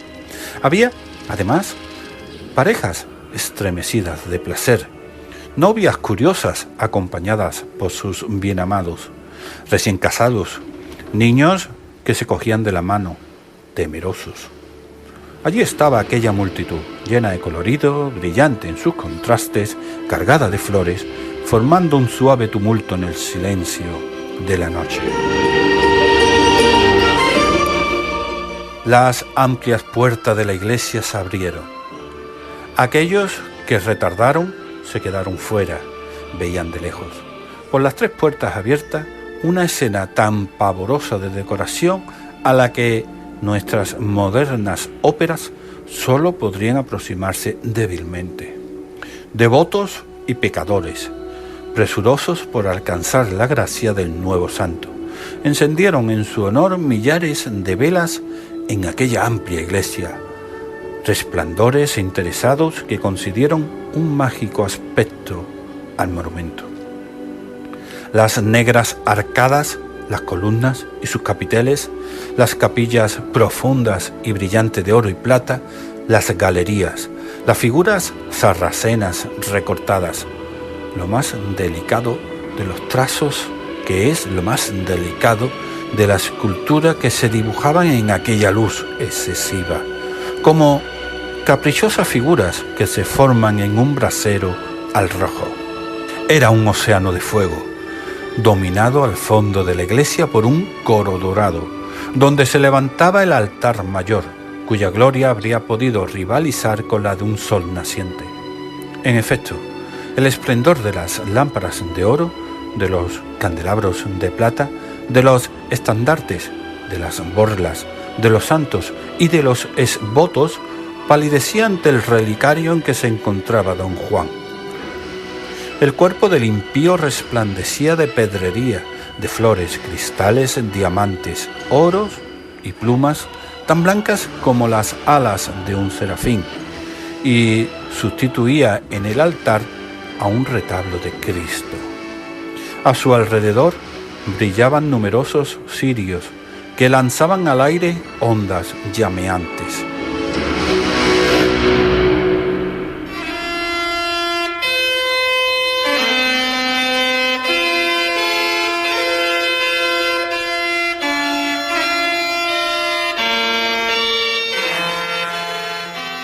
El abad de Sanlúcar, adornado con los hábitos pontificios, con su mitra enriquecida de piedras preciosas, su roqueta, su báculo de oro, estaba sentado, rey del coro, en un sillón de lujo imperial, en medio del clero, compuesto por impasibles ancianos de cabellos plateados, revestidos de albas finas y que lo rodeaban semejante a los santos confesores que los pintores agrupan alrededor del Eterno. El gran chantre y los dignitarios del cabildo, adornados con las brillantes insignias de sus vanidades eclesiásticas, iban y venían en el seno de las nubes formadas por el incienso, semejante a los astros que ruedan en el firmamento. Cuando llegó la hora del triunfo, las campanas despertaron los ecos del campo y aquella inmensa asamblea lanzó a Dios el primer grito de alabanza con que comienza el Te Deum. Sublime grito, Eran voces puras y ligeras, voces de mujeres en éxtasis unidas a las voces graves y fuertes de los hombres, de millares de voces tan poderosas que el órgano no dominó el conjunto, a pesar de mugir de sus tubos. Solo las agudas notas de la voz joven de los niños del coro y los amplios acentos de algunos bajos suscitaron ideas graciosas, dibujaron la infancia y la fuerza en este arrebatador concierto de voces humanas confundidas en un sentimiento de amor. Te Deum laudamus. Aquel canto salía del seno de la catedral negra de mujeres y hombres arrodillados, semejante a una luz que brilla de pronto en la noche, y se rompió el silencio como por el estallido de un trueno. Las voces ascendieron con nubes de incienso que arrojaban entonces velos diáfanos y azulados sobre las fantasías maravillosas de la arquitectura. Todo era riqueza, perfume, luz y melodía. En el instante en que aquella música de amor y de reconocimiento se concentró en el altar, don Juan, demasiado educado como para no dar las gracias, demasiado espiritual, por no decir burlón, respondió con una espantosa carcajada y se acomodó en su relicario. Pero el diablo le hizo pensar en el riesgo que corría de ser tomado por un hombre ordinario, un santo, un Bonifacio, un Pantaleón. Turbó aquella melodía de amor con un aullido al que se unieron las 1000 voces del infierno. La tierra bendecía, el cielo maldecía. La iglesia tembló en sus antiguos cimientos. Te Deum laudamus, decía la asamblea. Al diablo todos, son unas bestias. Dios, Dios, carajo, demonios, animales, son unos estúpidos con su viejo Dios. Y un torrente de imprecaciones discurrió como un río de lava ardiente en una erupción del Vesubio. Deus Sabaoth, gritaron los cristianos. Insultan la majestad del infierno, contestó don Juan con un rechinar de dientes.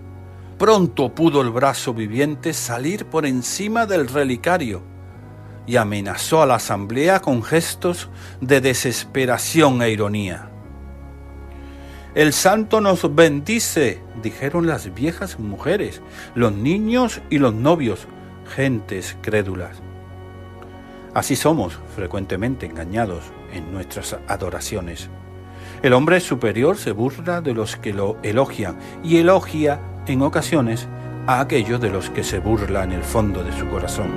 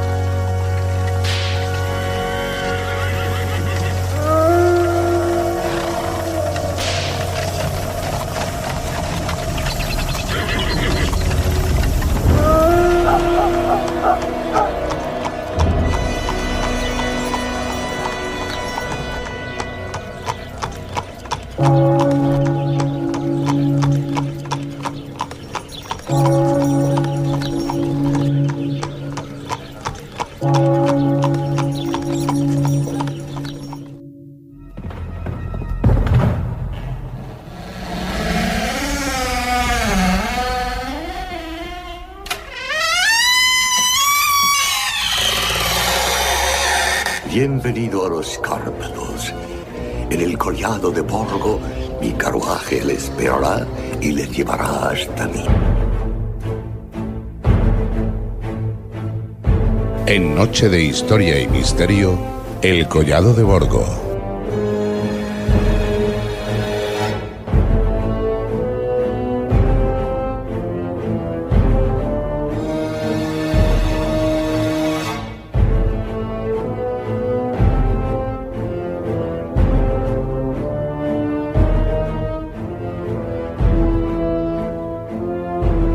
Muy buenas noches de nuevo. ¿Qué tal? ¿Cómo estamos, amigos? Aquí en nuestro collado de Borgo, relajándonos un poquito.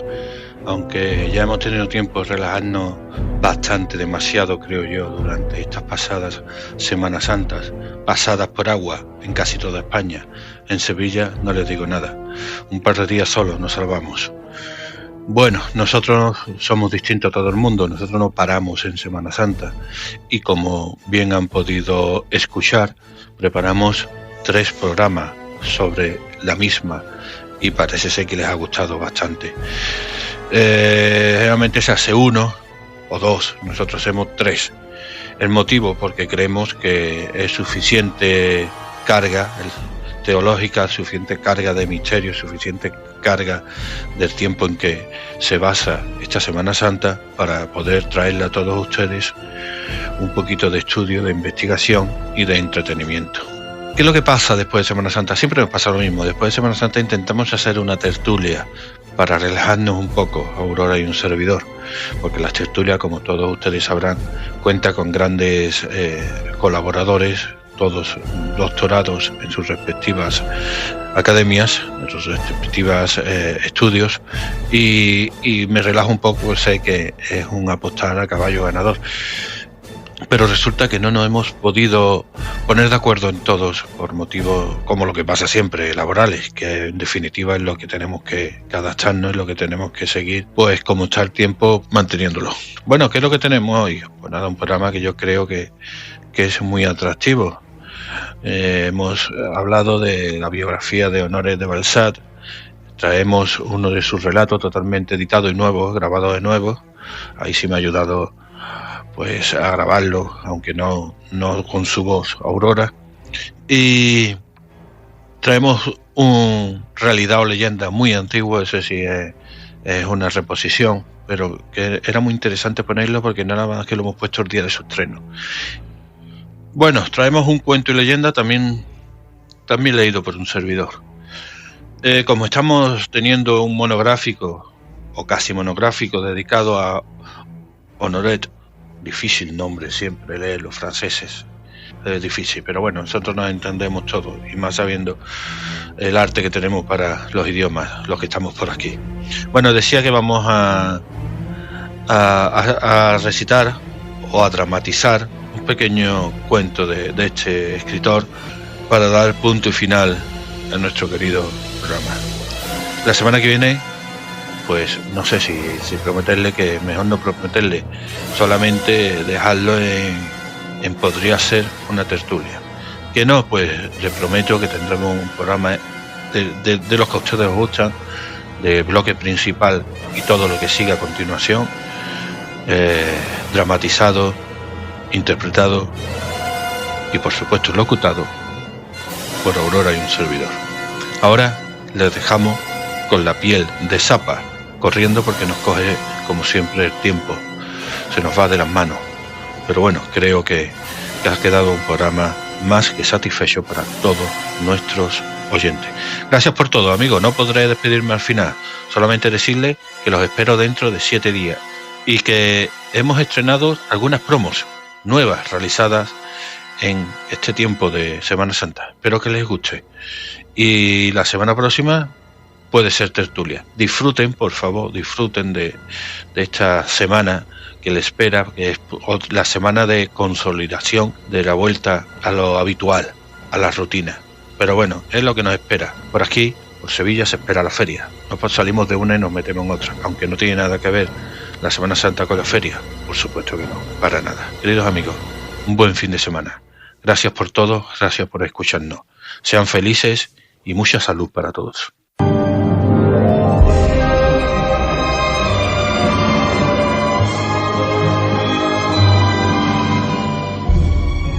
En Noche de Historia y Misterio, cuentos y leyendas.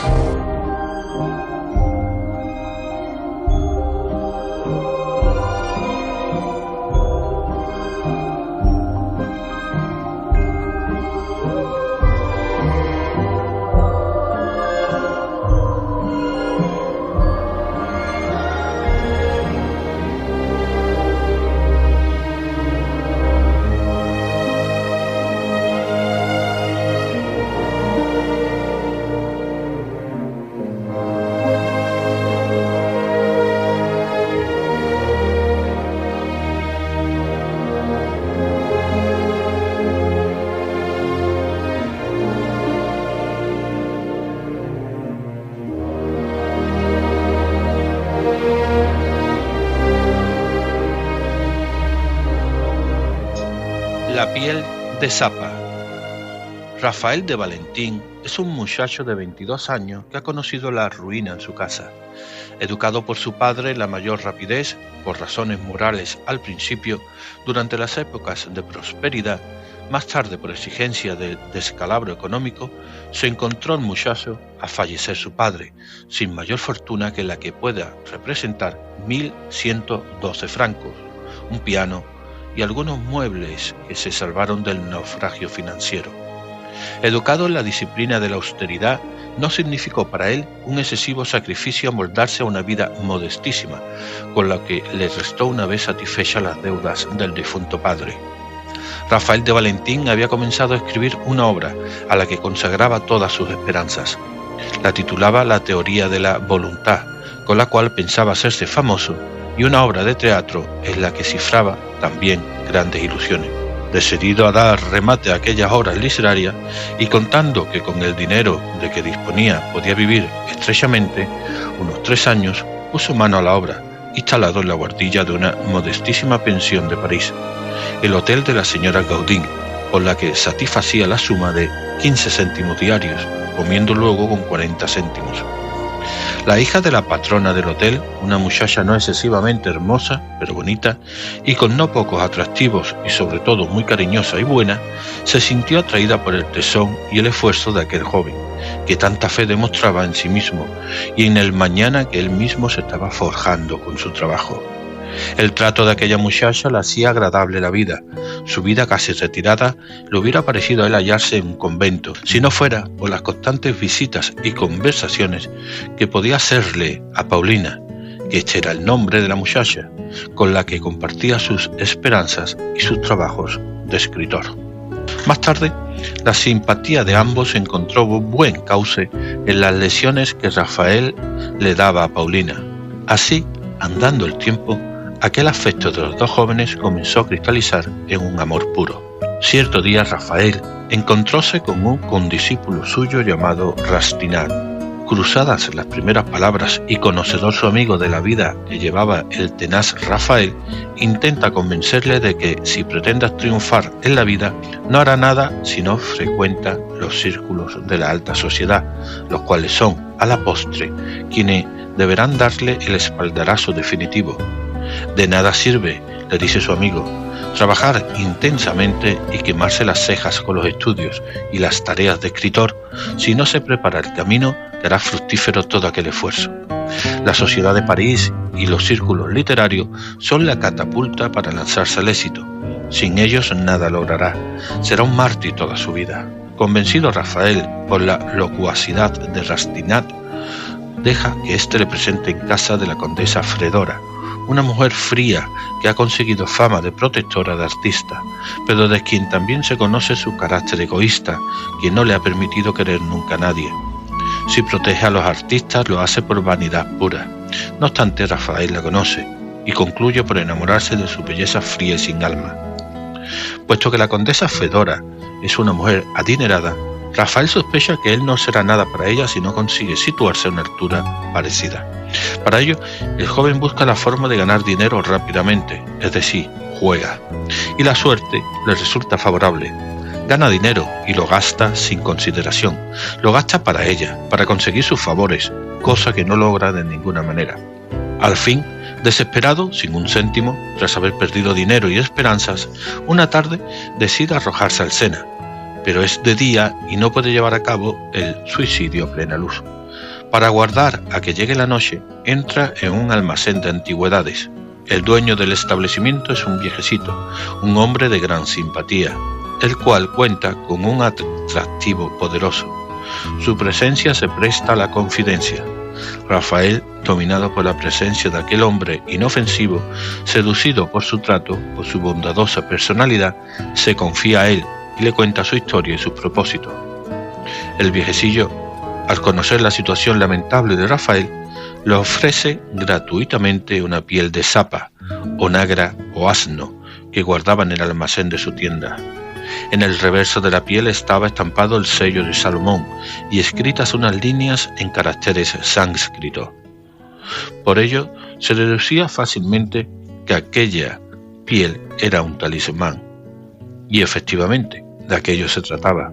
El viejecillo se lo confirma. Ciertamente, cualquier deseo que tenga podrá satisfacerlo con la posesión de aquella piel que le regala, pero nada se obtiene gratuitamente.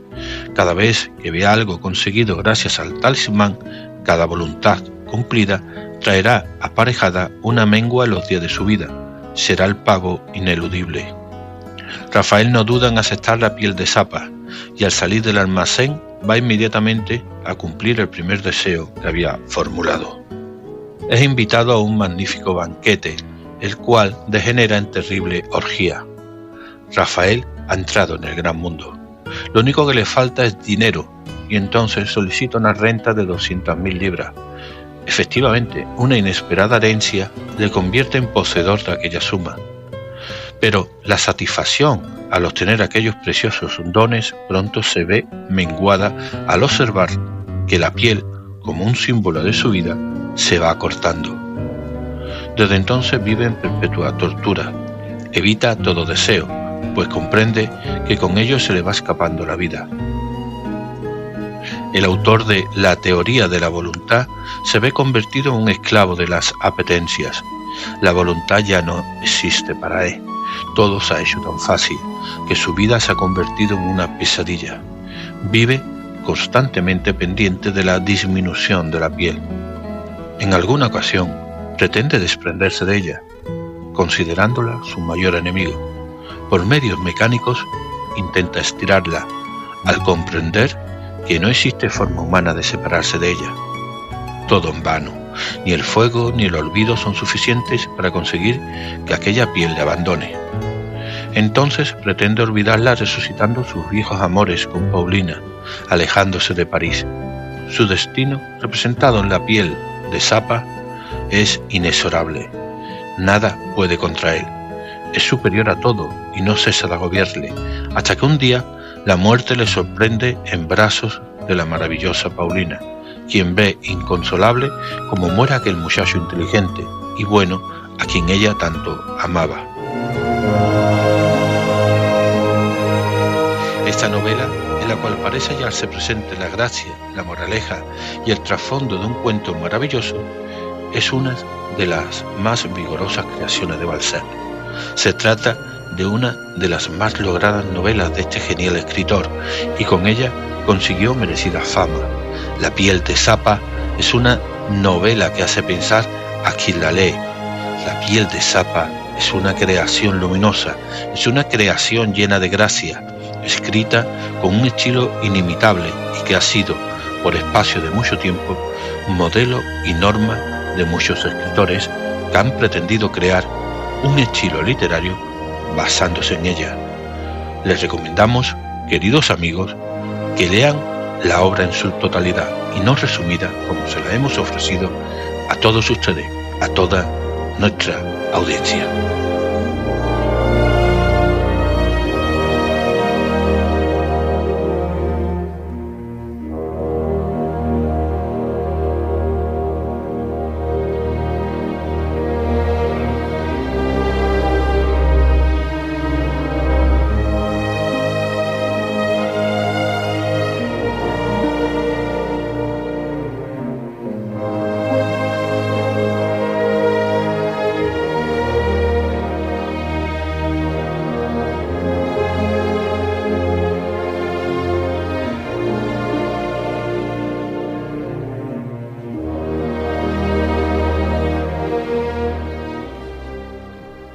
Fin del programa de hoy.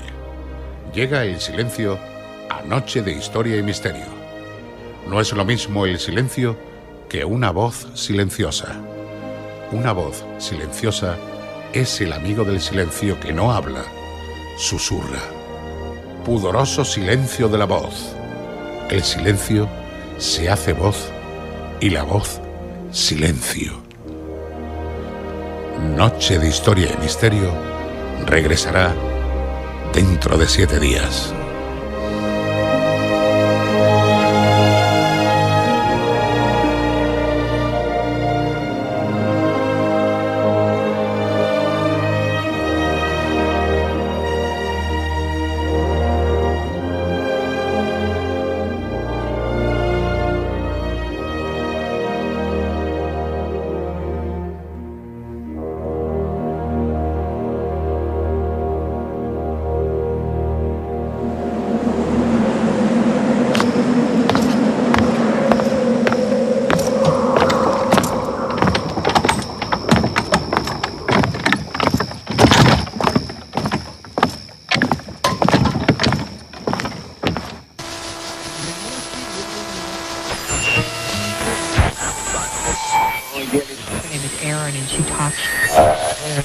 $10 was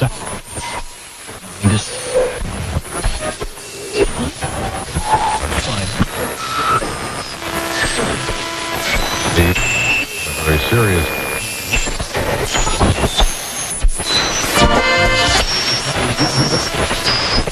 Noche de Historia y Misterio es un programa de radio escrito y dirigido por Javier Ballesteros. La dirección del mismo no se hace responsable de opiniones, ideas o comentarios de nuestros invitados, así como de los colaboradores. Noche de Historia y Misterio regresará dentro de 7 días. $10 was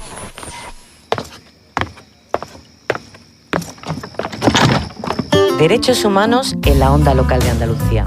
El 13 de diciembre de 2006 se aprobó la Convención Internacional sobre los Derechos de las Personas con Discapacidad. Rosa Moya, de Coria Sin Barreras y Obvia Andalucía, nos habla sobre su importancia. Este instrumento jurídico evidenció que los derechos humanos no se estaban aplicando en el colectivo y ha supuesto importantes consecuencias. La Convención es herramienta jurídica vinculante por la que la persona con diversidad funcional pasa de ser objeto de cuidados a sujeto de derechos. Se basa en 2 puntos esenciales: la accesibilidad universal y la asistencia personal. La primera incluye la movilidad, pero también que los objetos sean fácilmente manipulables, accesibilidad a la información, lengua de signos, braille, acceso a Internet, lenguaje comprensible en los textos jurídicos, etc. Destacando que afecta principalmente a las mujeres, porque pueden ser cuidadoras en situación de dependencia. La asistencia personal vela para que la persona con diversidad funcional sea autónoma y dueña de su propia vida con apoyo humano en lo que necesite. Queremos señalar la dicotomía a la que se enfrentan las mujeres con diversidad funcional. Por un lado, la sociedad las concibe socialmente como madres y esposas por su condición de ser mujer. Y por otro lado, al tener diversidad funcional, se les dice que no pueden ser madres, que no pueden tener familia e incluso se les ha esterilizado forzosamente. En el caso de España hasta 2020. Esta realidad nos llena de contradicciones y convierte el día a día en una lucha permanente contra las limitaciones sociales. Derechos humanos por la onda local de Andalucía. Un proyecto impulsado por la Asociación de Emisoras Municipales y Comunitarias de Andalucía de Radio y Televisión, realizado con la colaboración de la Red Estatal de Medios Comunitarios y la financiación del Ministerio de Asuntos Exteriores, Unión Europea y Cooperación del Gobierno de España. Yo soy andaluz. Yo soy flamenca. Yo soy un andaluz muy flamenco. A mí me gusta cantar fandango. Yo prefiero la culería. Pues yo me enamoré de un tango. Bailando por sevillana. Y sonando en una guitarra, una taranta gitana.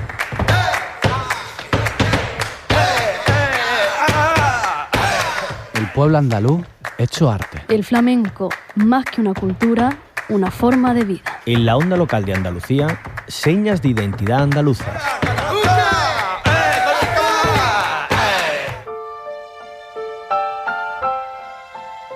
La legislación internacional sobre derechos humanos consagra el derecho de asilo. En su artículo 14, la Declaración Universal de Derechos Humanos reconoce este derecho básico y dice que en caso de persecución, toda persona tiene derecho a buscar asilo y a disfrutar de él en cualquier país.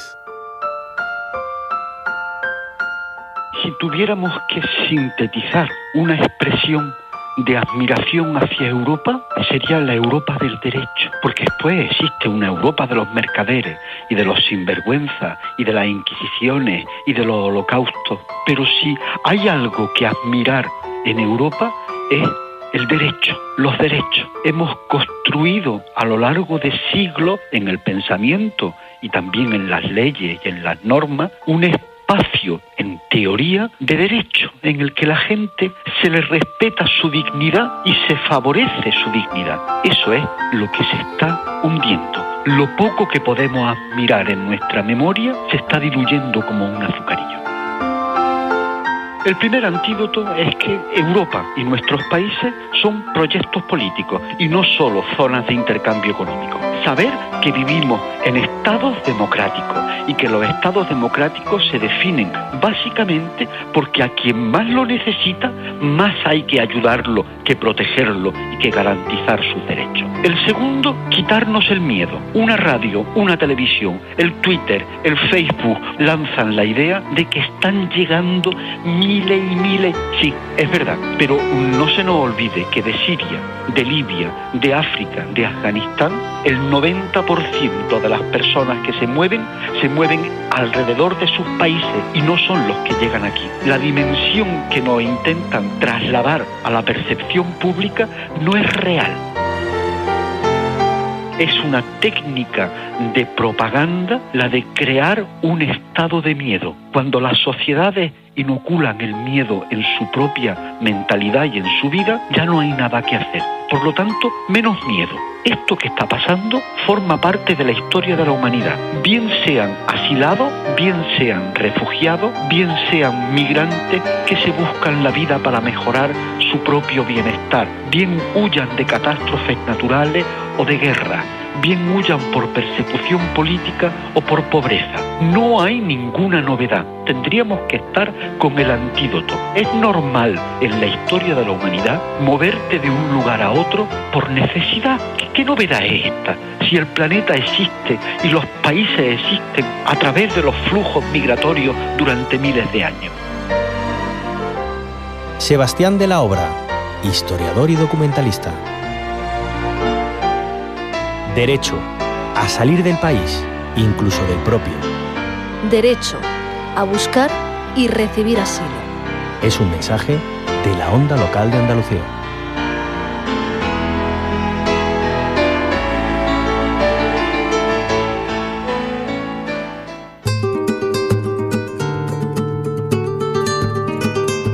Yo soy andaluz. Y dicen que soy alegre. Divertido. Efusiva. Pero soy mucho más. Mi carácter es abierto, tolerante, solidario. Es verdad que soy animado. Festiva. Graciosa. Pero soy mucho más. Mi carácter es dinámico, trabajador, activo. Me gusta ser entusiasta. Apasionado. De sangre caliente. Pero soy mucho más. Mi carácter es universal, comprometido, sensible a otras culturas. Andalucía, una tierra de carácter. En la onda local de Andalucía, señas de identidad andaluzas. En la onda local, sigue con nosotros el ritmo creciente de los latidos del territorio andaluz.